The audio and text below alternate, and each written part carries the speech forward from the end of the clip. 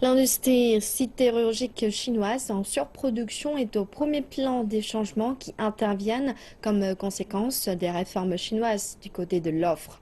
Les réformes sont parmi les plus importantes sur lesquelles la Chine va se concentrer en 2016 et les experts disent que le secteur sidérurgique fait face à son moment le plus difficile.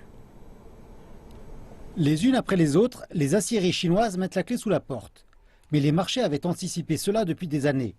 Les principales aciéries chinoises ont affiché une perte record de 53 milliards de yuans dans les 11 premiers mois de l'année dernière.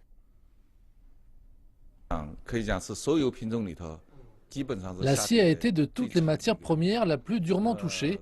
Il a chuté depuis le début de l'année jusqu'à maintenant. L'industrie sidérurgique est entrée dans une phase très difficile. Les experts de l'industrie disent que la capacité de production du secteur sidérurgique a été de 1,2 milliard de tonnes en 2014, mais elle avait été de 600 millions de tonnes en 2008. La hausse de 75,8% a été la cause principale des pertes.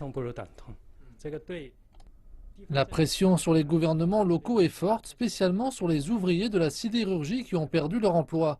Cependant, c'est une bonne chose pour l'industrie dans son ensemble. Se débarrasser des surcapacités est inévitable.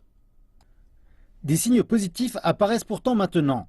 Les statistiques officielles montrent que la capacité de la sidérurgie a déjà été réduite de 15%, ce qui signifie que plus de 180 aciéries ont cessé leurs opérations.